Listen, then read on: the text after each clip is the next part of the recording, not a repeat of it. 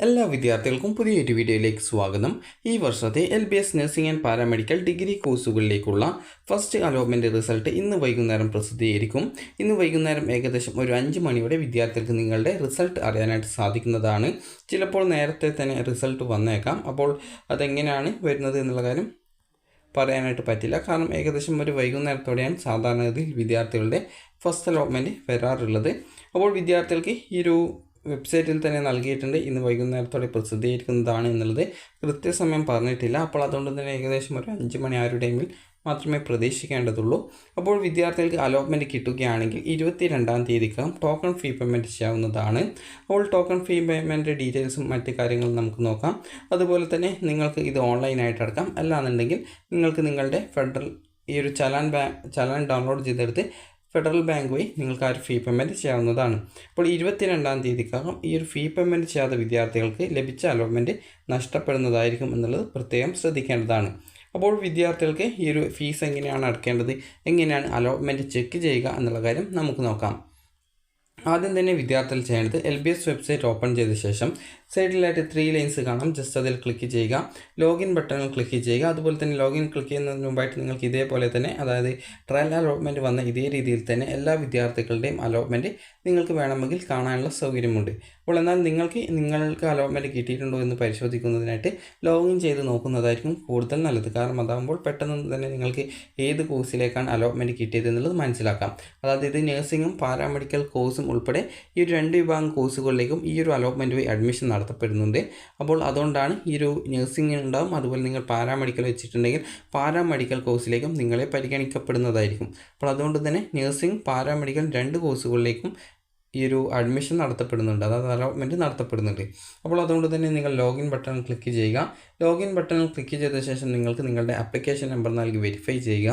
അതിനുശേഷം രജിസ്ട്രേഷൻ ഐഡിയും പാസ്വേഡും നൽകി സൈൻ ഇൻ ചെയ്യുക. സൈൻ ഇൻ ചെയ്ത് കഴിഞ്ഞാൽ ആപ്ലിക്കേഷൻ സ്റ്റാറ്റസ് പേജിൽ പോകും. അത് ജസ്റ്റ് താഴോട്ടേക്ക് സ്ക്രോൾ ചെയ്യുന്ന സമയത്ത് നിങ്ങൾ മുൻപ് ഓപ്ഷൻ രജിസ്ട്രേഷൻ ചെയ്തിട്ടുണ്ടായിരുന്ന ആ ഒരു ലിങ്കിൽ ആ ഒരു ഭാഗത്ത് തന്നെ ഫസ്റ്റ് അലോട്ട്മെൻറ്റ് സ്റ്റാറ്റസ് എന്ന് പറഞ്ഞുകൊണ്ട് കാണാൻ സാധിക്കും. അപ്പോൾ നിങ്ങൾക്ക് അവിടെ അലോട്ട്മെൻറ്റ് കിട്ടിയിട്ടുണ്ട് എങ്കിൽ ഏത് കോളേജിലാണ് കിട്ടിയിട്ടുള്ളതെന്ന് കാണാൻ പറ്റുന്നതാണ്. അതുപോലെ തന്നെ നിങ്ങൾക്ക് ആ ഒരു പേജിലും ഇതേ രീതിയിൽ സൈഡിലായിട്ട് 3 ലൈൻസ് കാണാം. അതിൽ ക്ലിക്ക് ചെയ്യുന്ന സമയത്ത് നിങ്ങൾക്ക് അവിടെ അലോട്ട്മെൻറ്റ്സ് എന്ന് പറഞ്ഞുള്ള ഒരു ലിങ്ക് കാണാൻ പറ്റും. അതിൽ ക്ലിക്ക് ചെയ്യുക. ക്ലിക്ക് ചെയ്യുന്ന സമയത്ത് നിങ്ങൾക്ക് ഏത് കോളേജിൽ ഏത് കോഴ്സിൽ എത്രാമത്തെ ഓപ്ഷനിലാണ് അലോട്ട്മെൻറ്റ് കിട്ടിയിട്ടുള്ളത് എന്നുള്ളത് അറിയാനായിട്ട് സാധിക്കുന്നതാണ്. നിങ്ങൾക്ക് അലോട്ട്മെൻറ്റ് കിട്ടിയിട്ടുണ്ടെങ്കിൽ ഏത് കോളേജിൽ ഏത് കോഴ്സിൽ എത്രാമത്തെ ഓപ്ഷനിലാണ് കിട്ടിയതെന്ന് കാണാൻ സാധിക്കും. അപ്പോൾ അതുപോലെ തന്നെ നിങ്ങൾക്ക് അലോട്ട്മെൻറ്റ് കിട്ടിയിട്ടില്ലെങ്കിൽ നോ അലോട്ട്മെൻറ്റ് എന്നും കാണാൻ സാധിക്കും. അലോട്ട്മെൻറ്റ് കിട്ടാത്ത വിദ്യാർത്ഥികൾ പ്രത്യേകിച്ചൊന്നും ചെയ്യേണ്ടതില്ല.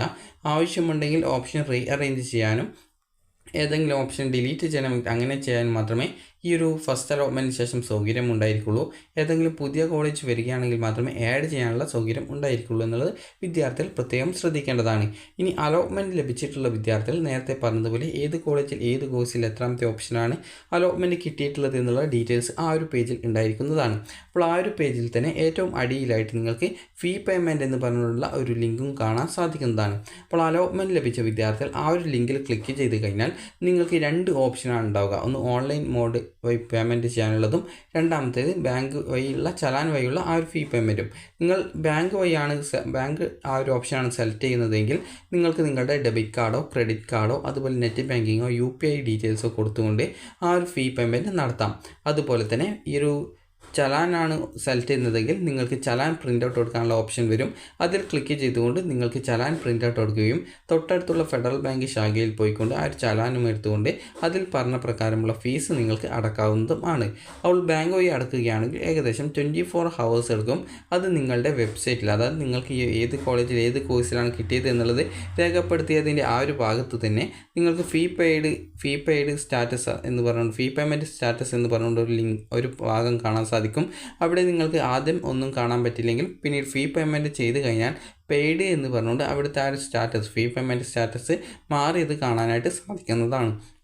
അപ്പോൾ ഈ രീതിയിൽ നിങ്ങൾ ഫീ പേയ്മെൻറ്റ് ചെയ്ത് കഴിഞ്ഞാൽ ഏകദേശം ഓൺലൈനായിട്ടാണെങ്കിൽ പെട്ടെന്ന് തന്നെ ആ ഒരു സ്റ്റാറ്റസ് പെയ്ഡ് എന്ന് പറഞ്ഞുകൊണ്ട് കാണിക്കും. ഇനി ബാങ്ക് വഴിയാണെങ്കിൽ ഏകദേശം 24 ഹവേഴ്സ് എടുക്കും. അത് നിങ്ങളുടെ ആ ഒരു പേജിൽ നിങ്ങൾ ഫീ പേയ്മെൻറ്റ് ചെയ്തിട്ടുണ്ട് എന്നുള്ള ആ ഒരു സ്റ്റാറ്റസ് അത് ഫീ പെയ്ഡ് എന്ന് പറഞ്ഞുകൊണ്ട് വരാനായിട്ട്. അപ്പോൾ നിങ്ങൾക്ക് എത്ര രൂപയാണ് fee payment, token fee payment അടക്കേണ്ടത് എന്നുള്ളത് നോക്കാം. അപ്പോൾ നിങ്ങൾക്ക് ഈ ഒരു വർഷത്തെ ഫീസിൻ്റെ ഒരു നിശ്ചിത ഭാഗമാണ് ഫീ പേയ്മെൻറ്റായിട്ട്, ടോക്കൺ ഫീ പേയ്മെൻറ്റായിട്ട് വരുന്നത്. ഗവൺമെൻറ് കോളേജിൽ നഴ്സിംഗ് ആണ് കിട്ടുന്നതെങ്കിൽ 23,120 രൂപയും, മറ്റ് കോഴ്സുകൾക്ക് ആ ഒരു കോഴ്സുകളിലെ ഫീസിൽ ചെറിയൊരു അതായത് ഏകദേശം ഒരു 1000 രൂപ ആ ഒരു രീതിയിൽ വ്യത്യാസം വരുന്നുണ്ട്. അപ്പോൾ അതുകൊണ്ട് തന്നെ നിങ്ങൾക്ക് മറ്റ് കോഴ്സുകളാണ് കിട്ടിയതെങ്കിൽ അതിനനുസരിച്ചുള്ള ഫീസുകളുമാണ് ഉണ്ടായിരിക്കുക.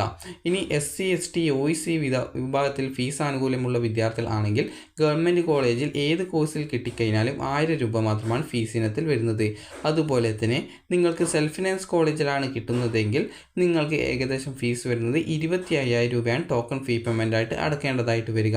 അത് ഒരുമിച്ച് അടക്കണോ എന്നുള്ളത് പല വിദ്യാർത്ഥികളും ചോദിക്കുന്നതാണ്. ഒരുമിച്ച് തന്നെ അടക്കേണ്ടതായിട്ട് വരുന്നതാണ്. അതായത് എത്ര രൂപയാണ് നിങ്ങളുടെ പ്രൊഫൈൽ അലോട്ട്മെൻറ്റിൻ്റെ ആ സ്റ്റാറ്റസ് പേജിൽ പറഞ്ഞിട്ടുള്ളത്, ആ ഒരു പൈസ നിങ്ങൾ അടക്കേണ്ടതായിട്ട് വരും. അപ്പോൾ മാക്സിമം വരുന്നത് 25,000 രൂപയാണ് ടോക്കൺ ഫീ ഇനത്തിൽ വരുന്നത്. അപ്പോൾ ആ ഒരു 25,000 രൂപ ടോക്കൺ ഫീ പേയ്മെൻറ്റായിട്ട് അടക്കേണ്ടതായിട്ട് വരും. ഇനി SC ST OEC വിഭാഗത്തിലുള്ള വിദ്യാർത്ഥികൾ ആണെങ്കിൽ ടോക്കൺ ഫീ ഇനത്തിൽ 1000 രൂപ മാത്രമാണ് ഇപ്പോൾ അടക്കേണ്ടതായിട്ടുള്ളത്.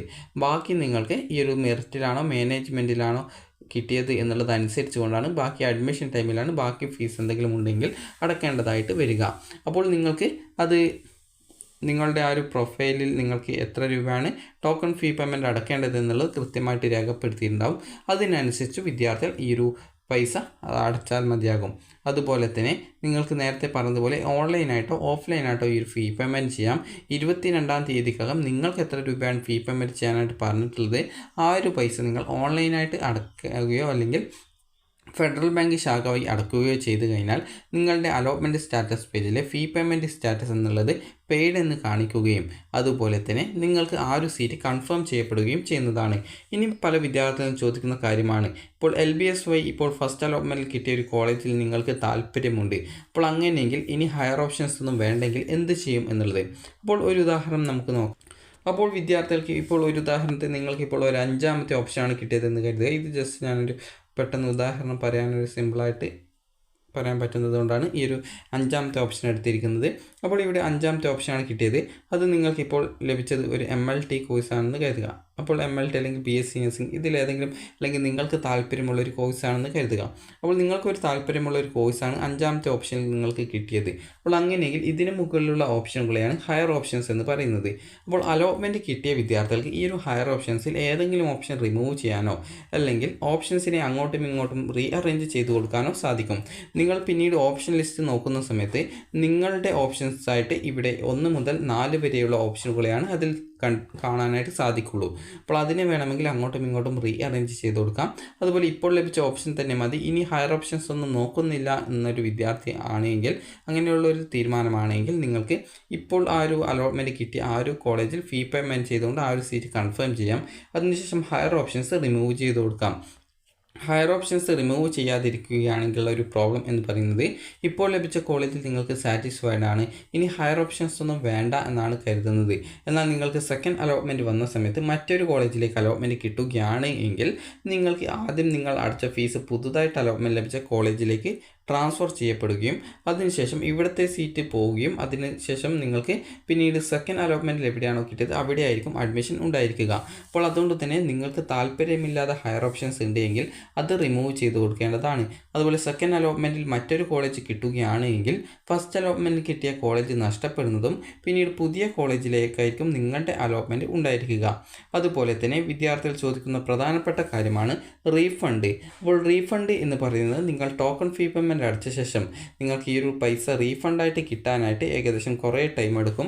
അതായത് അലോട്ട്മെൻറ്റ് പ്രോസസ്സ് ഏകദേശം കംപ്ലീറ്റ് ചെയ്യുന്ന സമയത്ത് മാത്രമായിരിക്കും നിങ്ങൾക്ക് റീഫണ്ടിനായിട്ട് അപ്ലൈ ചെയ്യാനും അതുപോലെ തന്നെ റീഫണ്ട് കിട്ടാനും ഏകദേശം കുറേ കാലതാമസം എടുക്കാറുണ്ട്. കാരണം നിങ്ങൾക്കിപ്പോൾ ഈ ഫീ പേയ്മെൻറ്റ് ചെയ്യാനായിട്ട് ഏകദേശം അലോട്ട്മെൻറ്റ് വന്നിട്ട് ഏകദേശം ഒരു 3 ദിവസത്തിനുള്ളിൽ ഫീ പേയ്മെൻറ്റ് ചെയ്യണം എന്ന് പറയുന്നുണ്ട്. പക്ഷേങ്കിൽ റീഫണ്ട് എന്ന് പറയുന്നത് നിങ്ങൾ അപേക്ഷിച്ച് ഏകദേശം കുറേ ടൈം എടുത്ത ശേഷം മാത്രമാണ് നിങ്ങൾക്ക് റീഫണ്ട് സാധാരണ മുൻ വർഷങ്ങളിലൊക്കെ കിട്ടാറുള്ളത്. ഈ വർഷവും അതേ രീതിയിൽ തന്നെ കുറേ ടൈം എടുക്കുന്നതായിരിക്കും. അപ്പോൾ അതുകൊണ്ട് തന്നെ വിദ്യാർത്ഥികൾ ശ്രദ്ധിക്കേണ്ടത് നിങ്ങൾക്ക് താല്പര്യമുള്ള കോഴ്സുകളിലേക്ക് അപ്ലൈ ചെയ്യണം എന്നുള്ളത് ആദ്യമേ വിദ്യാർത്ഥികളോട് പറഞ്ഞിട്ടുള്ള കാര്യമാണ്. അപ്പോൾ അതുകൊണ്ട് തന്നെ നിങ്ങൾക്ക് റീഫണ്ട് കിട്ടുന്നത് കുറച്ച് ലേറ്റ് ആവുന്നതാണ്. അതുപോലെ തന്നെ പല വിദ്യാർത്ഥികളും ചോദിക്കുന്നതാണ് AMCS FNCK PNC മേക്കിൽ അലോട്ട്മെൻറ്റ് കിട്ടുകയാണ് എങ്കിൽ, അല്ലെങ്കിൽ അലോട്ട്മെൻറ്റ് കിട്ടി ഓൾറെഡി ഫീ പേയ്മെൻറ്റ് ചെയ്ത ഒരു വിദ്യാർത്ഥിക്ക് ഈ ഒരു LBSൽ അപ്ലൈ ചെയ്ത് അലോട്ട്മെൻറ്റ് കിട്ടുകയാണെങ്കിൽ ആദ്യം അടച്ചിട്ടുള്ള കോളേജിൽ നൽകിയുള്ള ഫീ പേയ്മെൻറ്റ് ആ റീഫണ്ട് കിട്ടുമോ എന്നുള്ളത്, അത് റീഫണ്ട് കിട്ടുന്നതാണ്. അതുപോലെ തന്നെ ചില വിദ്യാർത്ഥികൾ ചോദിക്കുന്നതാണ് AMCS FNCKയിലോ PNC മേക്കിലോ കിട്ടി ടോക്കൺ ഫീ പേയ്മെൻറ്റ് അടച്ചിട്ടുണ്ട്, അങ്ങനെയെങ്കിൽ ആ ഒരു പൈസ ഇങ്ങോട്ടേക്ക് LBSൽ കിട്ടുന്ന സമയത്ത് ട്രാൻസ്ഫർ ചെയ്യുമോ എന്നുള്ളത്. ഒരിക്കലും ട്രാൻസ്ഫർ ചെയ്യുന്നതല്ല. കാരണം രണ്ടും രണ്ട് വിഭാഗമാണ്. അതായത് രണ്ട് അസോസിയേഷൻ, ആ ഒരു AMCS FNCKയും PNC മേക്കും അസോസിയേഷനാണ്. അതുപോലെ LBS ആണെങ്കിൽ മറ്റൊരു ഏജൻസിയാണ്. അപ്പോൾ അതുകൊണ്ട് തന്നെ രണ്ടും അങ്ങോട്ടും ഇങ്ങോട്ടും ട്രാൻസ്ഫർ ഒന്നും ഉണ്ടാവില്ല. നിങ്ങൾക്ക് LBSൽ എവിടെയെങ്കിലും മാറ്റം ലഭിക്കുകയാണെങ്കിൽ മാത്രമേ ഫീ ട്രാൻസ്ഫർ ചെയ്യുള്ളൂ.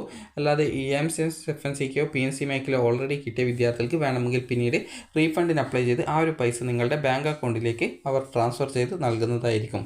അപ്പോൾ വിദ്യാർത്ഥികൾക്ക് ഈ ഒരു വീഡിയോ ഉപകാരപ്രദമായിട്ടുണ്ടെന്ന് കരുതുന്നു. അപ്പോൾ അലോട്ട്മെൻറ്റ് ലഭിച്ച വിദ്യാർത്ഥികൾക്ക് ഈ ഒരു ഓഗസ്റ്റ് 22-ാം തീയതി വരെ ഫീ പേയ്മെൻറ്റ് ചെയ്യാം.